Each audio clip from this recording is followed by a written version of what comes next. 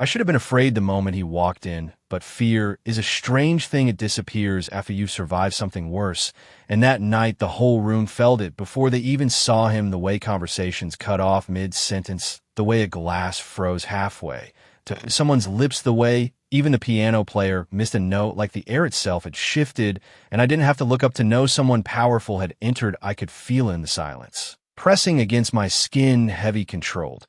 Deliberate, I kept wiping the same spot on the counter, slow circles, steady hands, like nothing had changed, like no one had just taken control of the room. Without saying a word, that's when I heard the footsteps, measured, expensive, not rushed, not hesitant, the kind of steps that assumed space would be given, and it was chairs, subtly angled bodies, leaned away, eyes lowered. I'd seen it before, not him, but men like him, men who didn't need to raise their voice to be heard, men who carried attention like it belonged to them. But I didn't look up, not yet, because I refused to give that moment away for free. My fingers tightened slightly around the cloth, not from fear, from memory, from the echo of nights that had taught me what real fear felt like. And this wasn't it, not even close. The footsteps stopped right in front of me. I could feel him there, tall, still watching, waiting for a reaction. He was used to getting one. I finally lifted my eyes, slowly meeting his, and for a second the entire room disappeared. There was just him, sharp suit, dark gaze, the kind of presence people whispered about without saying his name out loud. And then there was me, just a bartender in a place that suddenly felt too small for whatever he brought with him. "You don't flinch," he said, his voice low, calm, not a question, more like an observation. I tilted my head slightly, setting the glass down. Like this was any other conversation. Should I asked, and I saw it then. Not anger, not annoyance, something quieter, something sharper.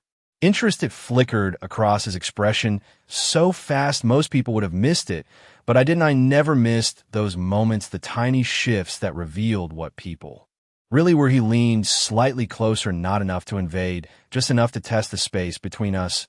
"Most people do," he said, and I shrugged, a small movement, but deliberate. "Most people haven't learned how not to." Silence stretched between us, thick but not uncomfortable, not for me. And that seemed to surprise him more than anything else around us. The room was still holding its breath, waiting for something to break. But nothing did, because I didn't give him what he expected. And for the first time that night, I realized something that made my pulse shift just slightly. He wasn't the only one in control of this moment anymore. And maybe he knew it too, because the way he looked at me changed, not like a man claiming territory, not like someone issuing a warning, but like someone who had just found a problem he couldn't solve. And that was the moment everything started to change. He did not leave after that. Most men like him made a point and moved on. But Adrian Volkov stayed. He took the seat directly in front of me, like the rest of the bar did not exist, like time itself had narrowed down to just this counter, just this moment. I reached for another glass, giving my hand something to do, because standing still under that kind of attention would have made anyone uncomfortable, but I was not anyone, and I was not about to start now. "What is your name?" he asked, not demanding, not soft, just certain that I would answer. I slid the glass onto the rack before meeting his eyes again. "Emily," I said. Simply, no last name, no extra information. People like him did not need more than that. And something told me he would find the rest if he wanted it anyway. He studied me like he was memorizing the sound of it, like it mattered more than it should have. "Emily," he repeated quietly. And there was again that shift, that almost invisible change in the way he carried himself, like something about me did not fit into whatever system he used to understand the world. "You work here every night?" he asked. I shrugged, reaching for a bottle behind me, pouring whiskey into a clean glass without looking away from him. "Most nights," I said. Why, a faint smile touched his lips, not warm, not cold, just controlled curiosity, he said, and I let out a soft breath, almost a laugh, but not quite. "That is a dangerous habit," I replied, placing the drink in front of him. He did not touch it, not yet. His attention stayed on me, like the glass was irrelevant, like everything else in the room was background noise. "For some people," he said. "Not for me." I leaned against the counter, just slightly enough to show I was not intimidated, but not enough to invite anything else. Balance was everything with men like him, too distant, and they lost interest, too open, and they took control. Everyone thinks that until they are wrong. I said, his gaze sharpened at that, like I had just stepped into territory he did not expect me to enter. Around us, the bar was slowly breathing again, people pretending to return to their conversations, but I could feel that they were still watching, waiting for a sign, waiting to see how this would end, because men like Adrian Volkov did not sit quietly with strangers unless something unusual was happening, and I was very aware that I had become that something unusual. He finally reached for the glass, lifting it slightly, but instead of drinking, he held it there watching the liquid catch the light. "You talk like someone who has already learned that lesson," he said. I held his gaze steady. "I have." I answered, and for a second something passed between us. Not words, not even a look, just recognition, the kind that does not come from surface-level things, the kind that comes from surviving things you do not talk about. His fingers tightened slightly around the glass, then relaxed, controlled again, always controlled, but not untouched, not unaffected. That explains it. He murmured more to himself than to me. I tilted my head. "Explains what?" I asked. He set the glass down without taking a sip. "Why you do not react like everyone else," he said, and I gave a small shrug like it was nothing, like it did not matter, even though I could feel the weight of his attention settling deeper now, not passing, not casual, something intentional. "Maybe everyone else is reacting wrong," I said quietly, and that was it. That was the moment something in him shifted for real, not just interest, not just curiosity, something deeper, something that did not happen often to men who controlled everything around them, because I was not playing by the rules he was used to, and for the first time since he walked in, I saw clearly he was not trying to dominate the moment anymore. He was trying to understand it, and somehow that made him more dangerous than before, not because of what he could do, but because of what he was starting to feel. And the way his eyes stayed on me told me one thing with absolute certainty: he was not done with me. Yet the air around us did not return to normal. It only pretended to. People started talking again. Glasses clinked softly. The piano picked up where it had left off, but there was a tension underneath it all, like a quiet awareness that something had shifted, and no one wanted to be the one to acknowledge it. I turned away first, not because I felt dismissed, but because I refused to let the moment stretch into something I did not control. I reached for another glass, drying it slowly, giving him space to decide what came next, because men like Adrian Volkov always decided what came next, except this time, he did not move right away. He stayed there watching me like he was waiting for something else, something I was not offering. "You are not curious about me," he said after a moment, and there was something different in his voice now, not sharper, not softer, just more direct. I shook my head slightly, without looking up. "Not really," I answered, and I felt it. The shift again, not irritation, not offense, something closer to disbelief. "Everyone is curious about me," he said. I finally looked at him again, holding his gaze steady. "That sounds exhausting," I replied, and this time the corner of his mouth lifted just enough to almost be a real smile, like I had said something unexpected enough to break through whatever walls he kept in place. "It can be," he admitted, and that was the first honest thing he had given me, not a statement of control, not a test, just truth. Small, but real. I nodded once like I accepted it, and went back to my work, because that was the difference between us. I did not need anything from him, not his attention, not his approval, not even his presence. And I could tell that unsettled him more than anything else had so far. He leaned back slightly in his chair, studying me from a different angle now, like he was trying to understand what was missing. "You are different, Emily," he said quietly. I let out a slow breath, setting the glass down. "No," I said. "I just stopped reacting the way people expect." His eyes narrowed, just slightly, not in anger, but in focus, like he had just been given a piece of a puzzle he had not realized he was trying to solve. "Why?" he asked.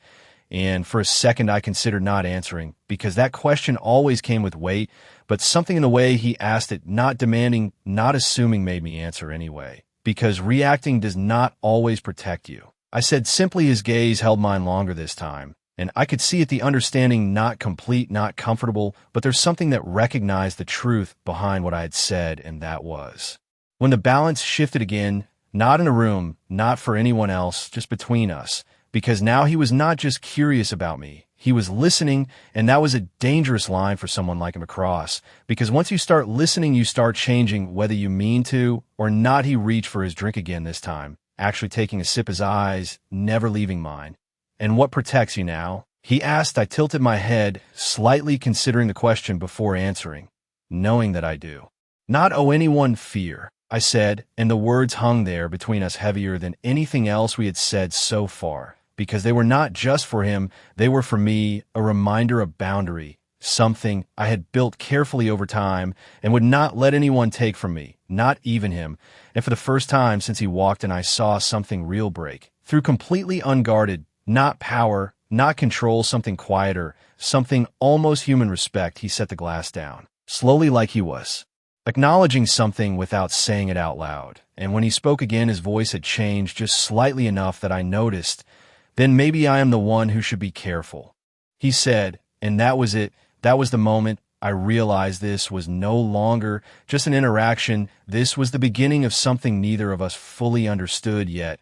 And somehow I knew without needing him to say it, this was not the last time he would sit in front of me like this, not the last time he would look at me like I was the only thing in the room that did not belong to him. He did not try to win the conversation after that. And that was how I knew it mattered, man, like Adrian Volkov did not step back unless something forced him to. And I had not raised my voice or challenged him directly.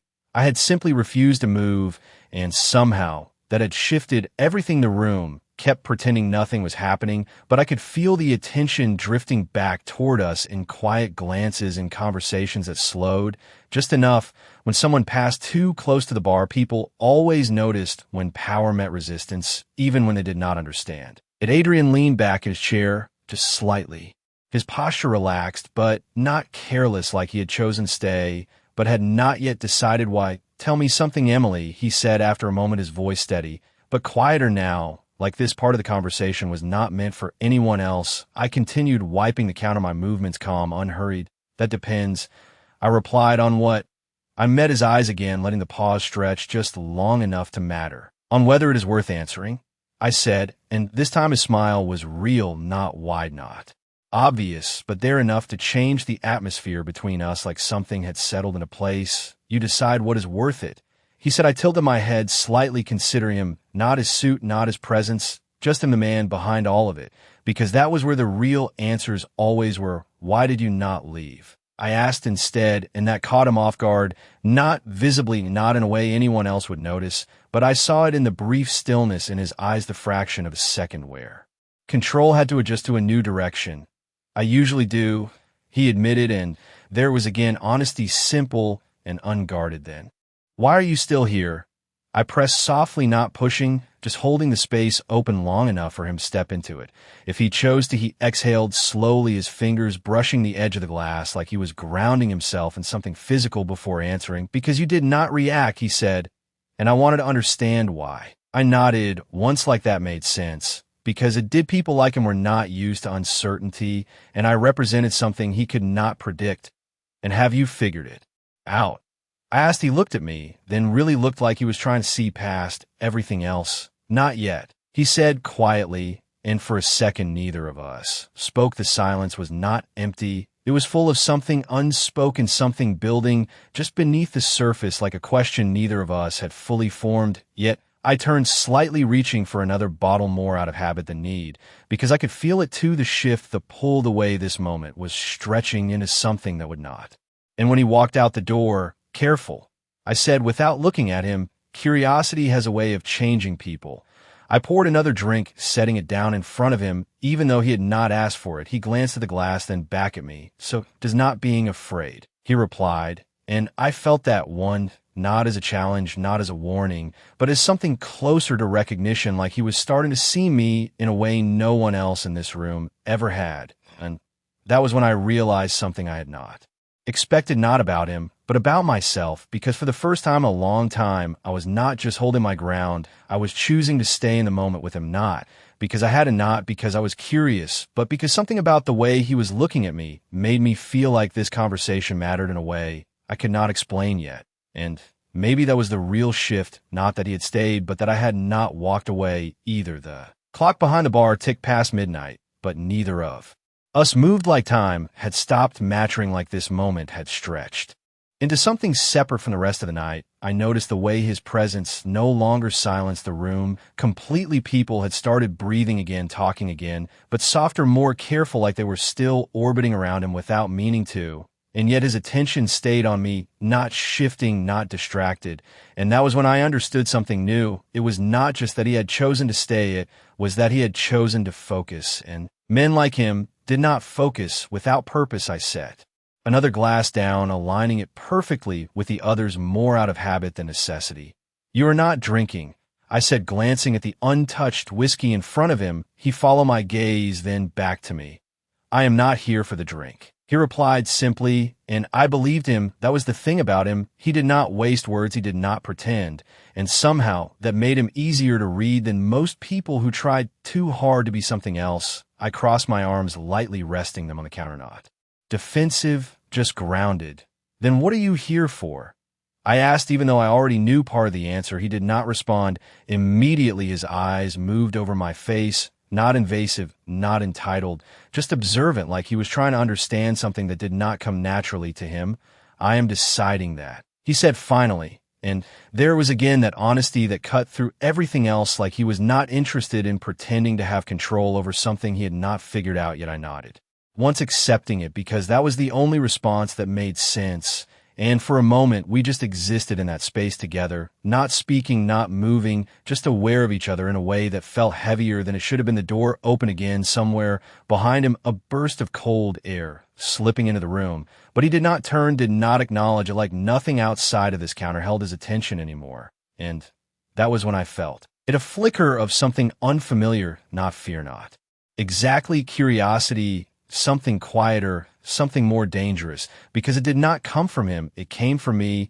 "This is a bad habit, you know," I said, breaking the silence. Before it could settle too deep, he raised an eyebrow, slightly. "What is?" he asked. "Staying where you are not in control." I said, his gaze sharpened just enough to show he understood exactly what I meant. "And yet you are still here too," he replied, and that landed differently than anything else he had said, because he was right. I could have walked away. I could have ended the conversation, gone back to being just another person behind the bar, but I had not, and we both knew it. I exhaled, slowly shaking my head. "Just once, I do not need control to stay," I said. "That is the difference." His eyes held mine longer this time, searching not for weakness, not for an opening, but for something else, something I was not used to being looked for, understanding, maybe, or recognition. And for the first time since he walked in, I felt the balance tilt again, not toward him, not toward me, but somewhere in between, where neither of us had the upper hand anymore. "You are right," he said quietly, and the admission was so unexpected, so unguarded, that it caught me off guard more than anything else had tonight. "It is a bad habit," he continued, "but I think this one might be worth it." The words settled between us heavier than they should have been, because they were not about the bar or the night, or even the conversation. They were about something else, something just beginning to take shape. And I realized then that whatever this was, whatever line we had crossed without noticing, it was not something that would end when he finally stood up and walked out that door, because the way he was looking at me now said one thing clearly. He had already decided he was coming back the night, should have ended there most nights. Did people came and they ordered, they left. And whatever passed between strangers stayed, exactly that temporary contained forgettable. But this did not feel temporary. It felt like something had settled into place. Without asking permission, I noticed it. In the way I stopped reaching for the next task, too.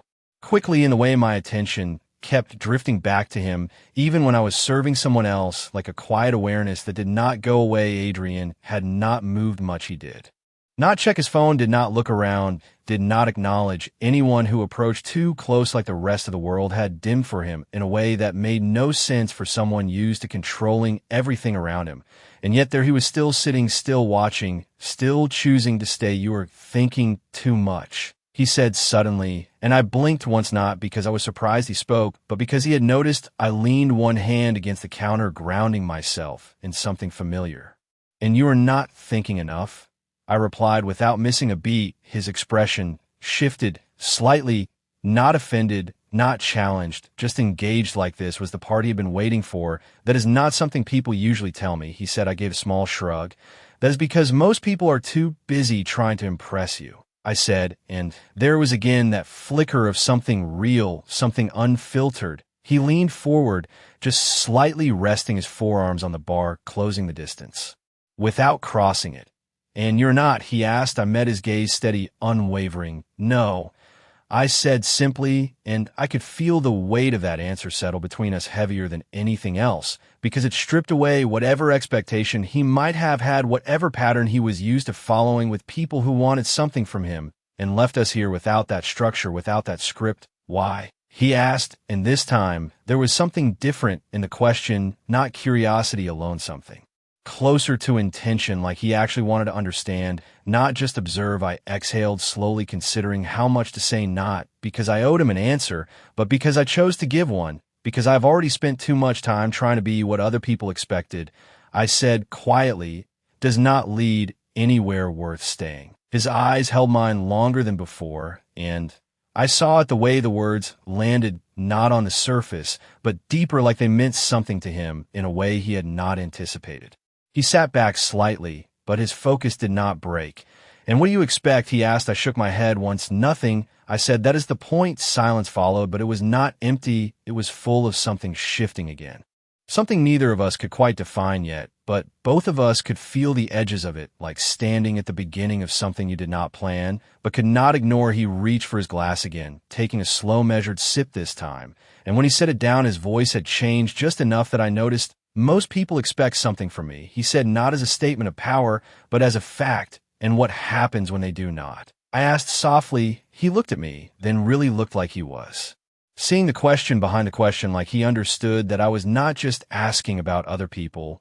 Then I have to decide what I want instead, he said, and that was when it clicked, not just for him, but for me too, because this was not about curiosity anymore, not about difference or defiance. This was about choices and mine, and the moment stretched just a little longer as that realization settled in, and I realized something I had not expected to feel, not fear, not curiosity, but anticipation. Quiet, steady, and impossible to ignore, because whatever he decided next was not going to be something either of us could take back. He did not answer right away, and that told me more than anything he could have said. Men like Adrian Volkov were used to deciding quickly, to moving through choices like they were already made before anyone else even realized there was a decision to be made. But this time, he paused, not long, not obvious, just enough that I noticed, just enough that it mattered. His fingers rested lightly against the edge of the glass, not gripping, not tense, just there, like he needed something steady while he thought. And I realized then this was unfamiliar territory for him, not the setting, not the power, but the moment, the lack of control, the absence of expectation. It was new, and that made it unpredictable. What if I said I already know what I want? He said finally, his voice low but certain again, like he had stepped back into something more familiar. I tilted my head slightly, watching him carefully. Then I would say you were guessing, I replied, and there was that flicker again, sharper this time, not irritation, not quite surprise, something closer. To challenge, like I had just pushed against a line he was not used to being questioned on. You think I guess, he asked, and the question carried weight, now not heavy, not threatening, just real. I did not look away, I never did. I think you were used to deciding before you understand, I said, and the words landed between us, quiet but undeniable. Because they were not meant to provoke, they were meant to be true, and that was always more dangerous. He leaned back slightly, his gaze narrowing, not in anger, but in focus, like he was recalibrating, like he was adjusting to a version of the world where things did not fall into place the way they usually did. And you think I do not understand this, he said. I shook my head once slowly. I think you're trying to answer, but you are not there yet. Silence followed, but it was different now, charged, not tense, not fragile, just alive, like something had shifted again, deeper this time, more permanent, the kind of shift you do not undo easily. He studied me longer than before, and I could feel it, the way his attention sharpened, not scanning, not observing, but focusing, like he was no longer looking for patterns or answers, but something else, something specific, something that only existed in this moment between us. Then explain it to me, he said quietly. And that was new, not the request itself, but the way he said it, not as a command, not as a test, but as something closer to an invitation, and that changed everything. I exhaled, slowly feeling the weight of that choice settle in, because this was the point where things either stayed surface level or moved into something deeper, something that could not be undone once it started.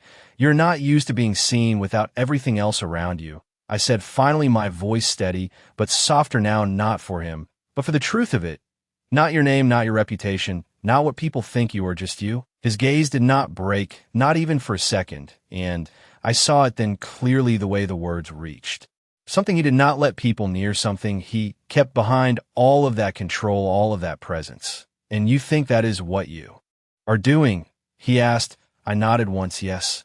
I said simply, and that is why you are still here. The room felt quieter again, not because people had stopped talking, but because something between us had shifted into a space that did not belong to anyone else. And for the first time since he walked in, I saw it fully, not just interest, not just curiosity, something deeper, something more personal. And it changed the way he looked at me, not like I was a question, not like I was a challenge, but like I was. Something he could not ignore, even if he wanted to. And when he spoke again, his voice carried something new, something unguarded in a way that felt rare. Then, maybe I've been seen wrong for a long time, he said, and I held his gaze steady, knowing without needing to say it that this was no longer about who he was to the world. This was about who he was when none of that mattered, and somehow I had become the only one in the room who was not looking at him the way everyone else did. And that was the one thing he did not know how to control. His words did not fade after he said them. They stayed there between us, quiet but undeniable, like something that had been waiting a long time to be spoken out loud. And for a moment, I did not move. I did not reach for another glass, did not shift my weight, did not look away, because I knew this was not one of those moments you rush through. This was the kind you let settle, the kind you let breathe. Maybe, I said finally, my voice steady but softer than before. Not uncertain, just measured. Or maybe people only see what you show them. His gaze held mine like he was weighing that, not dismissing it, not accepting it, just letting it exist in the space between us. And that was when I noticed that the smallest change in the way he sat, not in his posture, not in his presence, but in the way his shoulders eased, just slightly, like something had loosened, not enough for anyone else to see, but enough for me to know it mattered. And what do you see, he asked, in there was no edge to it. No test, no pressure, just a question, simple but real. I exhaled slowly, because that was not an easy question, not because I did not have an answer, but because answers like that had weight, and once you gave them, you could not take them back. I see someone who does not need to prove anything, I said, but still does. His eyes did not leave mine, and I saw it again, that recognition, deeper this time, more personal, like I had reached something he did not let people name. And why would I do that, he asked. Quietly, I tilted my head slightly, considering him, not just what he was asking, but what he was not saying. Because if you stop, I said, you might have to figure out who you are without it. The silence that followed was different from before, not tense, not uncertain, just still, like the world had paused long enough to let the truth land where it needed to. And for a second, I wondered if I had gone too far, not because I was afraid of his reaction, but because I had stepped into something real. Something that did not belong to surface conversations, but he did not pull back, he did not close off. If anything, he leaned into it just slightly, like he had been waiting for someone to say that exact thing without realizing it. And you think I have not done that, he asked. I met his gaze without hesitation. I think you have avoided it, I said simply, and this time the reaction was different, not visible, not obvious, but there in the way his breath slowed, just enough in the way his fingers stilled against the glass, like something inside him had gone quiet all at once. And that was when I understood this was not about control anymore, not about power or presence. This was about something much more dangerous, something that could not be managed or directed, because it did not follow rules, it did not respond to authority, it just existed and demanded to be faced. You talk like you know what that is like, he said after a moment, and I gave a small nod, not dramatic, not heavy, just honest. I do, I answered, and I did not explain it. I did not offer details because I did not need to sum. Things you did not prove, you just carried. And the way he looked at me then told me he understood that too, not the specifics, not the story, but the weight of it, the reality of it.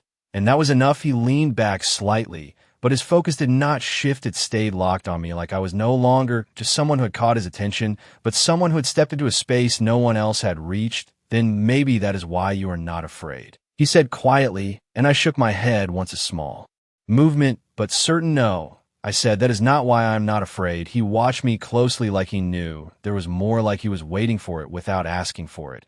And after a second, I gave it to him, not because he expected it, but because it was true. I am not afraid, I said, because I already learned what happens when you give fear control. The words settled between us heavier than anything else we had said, not dramatic, not loud, just real. And for the first time since he walked in, Adrian Volkov did not look like the most powerful man in the room. He looked like someone who was listening to something he could not ignore. And as the silence stretched again, I realized this was no longer just a conversation. It was something else entirely, something that had crossed a line neither of us had meant to cross. And the way he looked at me now made one thing clear. He was not going to walk away from it. The silence did not break it deep and not uncomfortable, not uncertain, just heavy with everything that had been said and everything that had not. Adrian did not look away, and neither did I, and for a moment it felt like the rest of the bar had faded into something distant, like we were standing in the middle of a space that did not belong to anyone else. That kind of lesson does not come easy, he said finally, his voice quieter than before, not because he needed to lower it, but because the moment demanded it. I gave a small shake of my head. It does not stay either, I replied, not unless you decide to keep it. His gaze shifted slightly, not away, but inward, like he was considering something beyond the surface of what I had said, and I could see it the way his expression changed, not visibly, not in a way anyone else would notice, but enough for me to know that something had settled deeper than before. Most people do not choose that, he said. I leaned back, slightly resting my weight, evenly grounding myself again in something steady. Most people do not realize they have a choice, I answered, and the words lingered longer than expected, like they carried more weight than either of us had planned. For a moment, neither of us spoke again, but this time it was different. Not just silence, but awareness, the kind that builds slowly and does not ask permission before it changes something important. I reached for another glass, more out of instinct than necessity, but my attention stayed on him because I could feel it, the shift continuing, like something had started moving and would not stop now that it had begun. You speak like someone who already made that choice, he said. I nodded. Once I did, I answered simply. He studied me, then, not like before, not curious, not analyzing, but something else, something closer to respect, or maybe recognition, like he was seeing a version of strength he did not encounter often. Not loud, not aggressive, just steady and unshaken. And it cost you something, he said, and it was not a question. I let out a slow breath because that part was always there, the part people felt even when they did not say it out loud. It always does, I said, and I did not elaborate because I did not need to. The truth of it was enough, and the way his eyes held mine told me he understood that too. Not the details, not the specifics, but the reality of it, the weight of what it meant to become someone who no longer reacted the way the world expected them to. He leaned forward again, slightly, not closing the distance, just shifting the energy between us. And you would not go back, he asked. I shook my head without hesitation. No, I said, and that answer felt different than the others, not sharper, not heavier, just final, like something that had been decided a long time ago and would not change for anyone. He watched me for a long moment after that, and I could feel it, the way his attention settled deeper, not passing, not temporary, something intentional, something that had moved beyond curiosity into something else entirely. And that was when I realized something that made my pulse shift just slightly. Not fear, not uncertainty, something quieter, something more dangerous, because it did not come from him. It came from me, the awareness that this was no longer just about him understanding me. It was about me starting to understand him too, and that changed everything, because the more you understand something, the harder it becomes to walk away from it.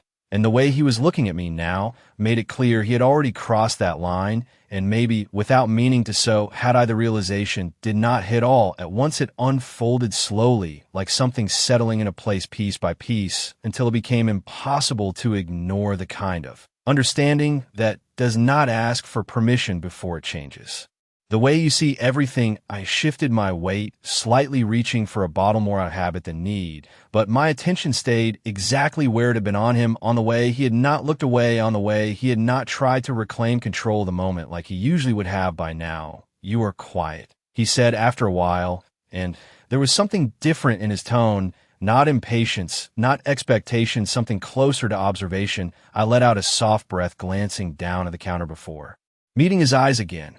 So are you, I replied, and that earned me a small pause, like he had not expected the reflection of his own behavior to be handed back so easily. I am thinking, he said. I nodded once. So am I answered, and that was the truth. Not overthinking, not analyzing, just noticing the shift, the way this had become something neither of us had planned, but neither of us had stopped. Either the piano in the background shifted into a slower melody, something softer, something that matched the quiet intensity of the moment, and for a second it felt like everything around us had aligned in a way that made this feel inevitable. That is new for me, he said after a moment, and I tilted my head slightly, thinking. I asked lightly, and he almost smiled again. This kind of thinking, he clarified, and I understood immediately because this was not strategy, not calculation. This was something else, something that did not come with clear answers or predictable outcomes. It usually, as I said at first. His eyes narrowed, just slightly not in suspicion, but in focus like he was tracking something just beneath the surface of what I had said. And then what he asked, I leaned back, just enough to create space, not distance, just room for the moment to breathe. Then you decide if you keep going or if you go back to what is easy. I said, his gaze held mine steady, unwavering. And what do you think I will choose? He asked, and there was again not a challenge, not a test, just a question, but one that carried weight because the answer mattered more than either of us had expected. I considered him for a moment, not the way he carried himself, not the way others saw him, but the way he had been sitting here, the way he had listened, the way he had not walked away when it would have been easier. I think you already chose, I said quietly, and something shifted in his expression, not dramatically, not obviously, but enough for me to know I had hit something true, something he had not fully admitted even to himself. Yet he exhaled slowly, his fingers tapping once against the glass before going still again. You are very certain. He said. I shook my head slightly. No, I replied, just observe it. And that seemed to settle something in him, not resolve, not conclusion, but acceptance of where this moment had taken us, because there was no denying it anymore. This was not just an interaction, not just a conversation. This was a turning point, the kind you do not recognize until you're already standing in it. And for a second, neither of us spoke again, not because there was nothing to say, but because there was too much, and then he did. Something unexpected. He stood up, not abruptly, not with finality. Just slowly, like he was testing the movement, like he was deciding if leaving changed anything. And when he looked down at me again, there was something different in his eyes, not distance, not detachment, something quieter, something that lingered. I will be back, he said, not a question, not a promise, just a statement. And I held his gaze steady, feeling the weight of those words settle in the space between us, because I knew he meant it not as habit, not as routine, but as intention. And as he turned and walked toward the door, the room shifted again, just slightly, not in fear, not in silence, but in awareness. And for the first time since he walked in, I realized something that made my chest tighten just enough to matter. This was not the end of the moment. It was only the beginning of whatever came next. The door closed behind him without a sound, but the absence he left behind was louder than anything else in the room. Conversations resumed fully. Now, laughter returned, glasses clinked like nothing had happened, but I could still feel it, the space he had occupied, the shift he had created, the way everything had bent slightly around his presence and had not quite settled back into place. I stood there for a moment longer than I should have, a cloth still in my hand, the same glass, untouched beneath it, like time had paused and forgotten to start again. Emily, my co-worker's voice cut through the noise, soft but curious. You good? I blinked once, pulling myself back into the room, back into the rhythm of work, back into something familiar. I said automatically, because that was always the answer, even when it was not entirely true. I reached for the next glass, moving again, letting muscle memory take over, because it was easier than standing still and thinking about what had just happened, easier than acknowledging that something had changed in a way I could not quite define yet. But I felt it in the way my attention kept drifting back to the door, in the way his last words stayed with me. Not loud, not heavy, just present. I will be back. People said things like that all the time, promises that meant nothing, habits that filled space, but this had not felt like that. It had not felt casual or convenient. It had felt certain, like he had already decided something before he even stood up, and that kind of certainty was not something you ignored. I said the glass down a little harder than intended, catching myself before the sound drew attention, and I exhaled slowly, steadying my hands again, because this was not supposed to matter. He was just another man passing through, just another conversation that should have ended the moment he walked out the door, except it had not ended, it had stayed, and that was the part one could not explain. Who was that? My coworker asked again, this time closer, leaning slightly against the counter, her voice lower now, like she already knew. The answer carried weight. I shook my head slightly, not because I did not know, but because I was not ready to say it out loud. Someone who does not usually stay this long, I replied, and she raised an eyebrow, like she understood more than I had said. but chose not to push, and I was grateful for that, because I was still trying to understand it myself. The rest of the shift moved forward like it always did: orders, drinks, conversations, small moments that filled time until closing. But underneath it all, there was a quiet awareness that had not been there before, like something had shifted just enough to make everything feel slightly different, slightly sharper, slightly more intentional. And when the lights dimmed and the last customers left and the doors finally locked, I found myself standing in the same spot again, the counter clean, the glasses lined up perfectly, the room silent, in a way that felt real this time, not forced, not waiting, just. Still, I rested my hands on the edge of the bar, looking at the place where he had been sitting earlier, and for a second, I let myself acknowledge it fully, not the moment, not the conversation, but the impact, the way it had stayed with me, the way it had unsettled something I thought was already settled. And that was when I realized something I had not expected, not about him, but about myself, because I had not just stood my ground, I had stepped into something willingly, something I did not fully understand yet, and that made it different, that made it matter in a way I could not ignore. And as I reached for my jacket and turned off the last light, I told myself it would not change anything, that tomorrow would be the same, that he would not come back, that this would fade like everything else always did. But even as I thought it, I knew it was not true, because the way he had said those words had not left room for doubt.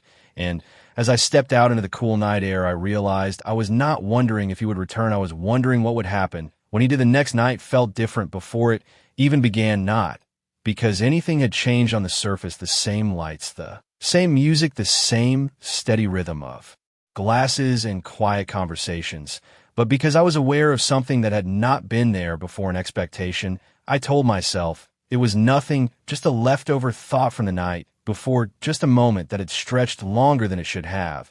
But as I moved behind the bar, setting everything in place, I caught myself glancing at the door more than once, and that was enough to tell me the truth. I was waiting not in the way people waited for something they needed, not with urgency or anticipation, just a quiet awareness that something unfinished might continue. I shook it off, focusing on the routine, the comfort of repetition, the way everything followed a pattern. I understood. Orders came in, drinks went out, conversations blurred together, and for a while it worked. For a while the night moved like any other until the door opened, and I did not have to look up to know it was him. The shift was immediate, not loud, not obvious, but there, in the way the room adjusted, in the way people instinctively made space without thinking, and I felt it before I saw it, the same presence, the same controlled energy that did not ask for attention, but took it anyway.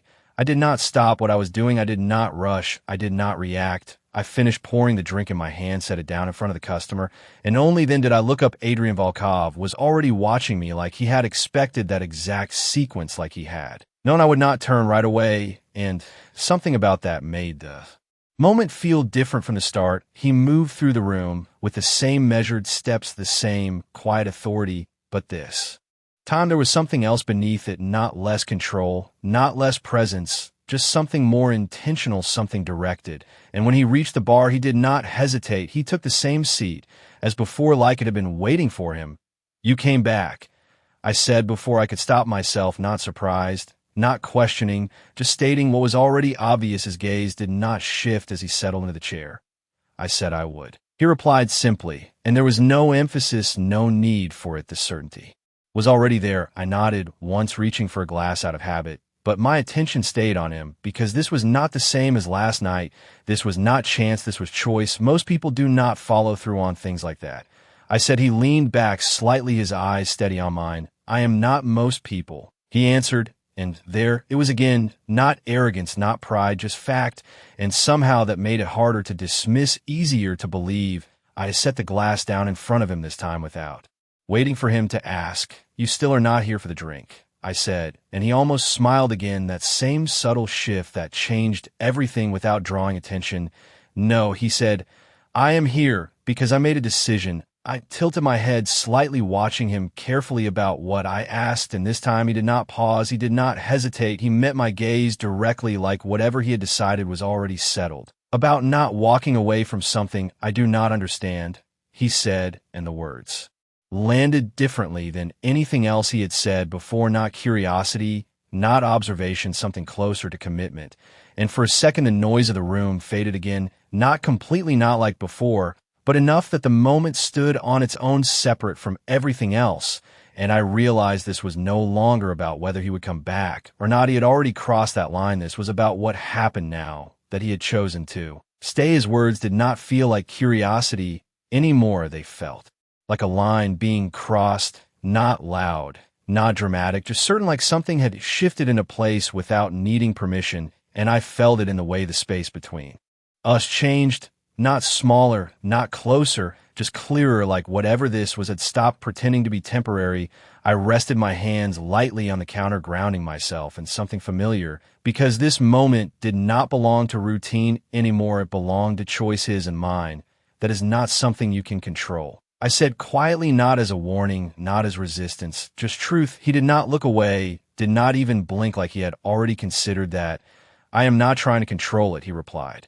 And that was new, not just the words, but the way he said them, without edge, without expectation, just acceptance. And that changed everything. Because for the first time since he walked in, he was not approaching this like something to figure out or manage. He was stepping into it without knowing what it would become. And that was the most dangerous kind of decision. I studied him for a moment, not the man everyone else saw, and not the presence that shifted rooms, but the person sitting in front of me, choosing something uncertain. And I realized something then, not about him, but about myself, because I was still here too. I had not stepped back, had not closed the distance, had not ended the conversation when I could have. And that meant something whether I wanted it to or not. Then why stay? I asked softly, because if this was not about control, then it had to be about something else, something neither of us had named. Yet his gaze held mine, steady, unwavering. But there was something different in it. Now something that did not belong to power or curiosity, something quieter, something real. Because walking away would be easier, he said, and I do not think this is supposed to be easy. The words settled between us heavier than anything else that night, not because they were complicated, but because they were honest, and honesty like that did not come without intention. I exhaled slowly, feeling something shift inside me, not fear, not hesitation, something closer to recognition, like I understood exactly what he meant, even if I had not expected to hear it from him. No, I said, it is not supposed to be. Silence followed, but it was not empty. It was full of everything that had brought us here, every moment, every word, every choice that had led to this point. And for the first time since he walked in, there was no question about what this was. Not curiosity, not coincidence, something that had already begun, whether we acknowledged it or not. He leaned forward slightly, not closing the distance, just enough to make the moment feel more defined, more intentional. Then what happens now? He asked, and there was the question that mattered, not just for him, but for me too, because this was where things changed, where something either continued or ended before it had the chance to become something real. I held his gaze steady, letting the moment stretch, just long enough to matter. That depends, I said quietly, on whether you are ready to stop being who everyone expects you to be. His expression did not change, but something in his eyes did, something deeper, something that told me he understood exactly what that meant. And for a second, neither of us moved, neither of us spoke, because we both knew this was not a simple answer. This was a choice, and choices like this did not come without consequence, but they also did not come without meaning. And as the moment settled between us, I realized something that made everything clearer. This was never about fear. It was about truth, about what happens when two people stop reacting to the world the way they are supposed to and start choosing something different, something real, something uncertain, but worth staying for. And maybe that is what this was always meant to be. Not a moment, not a passing interaction, but the beginning of something neither of us had planned, but both of us had stepped into anyway.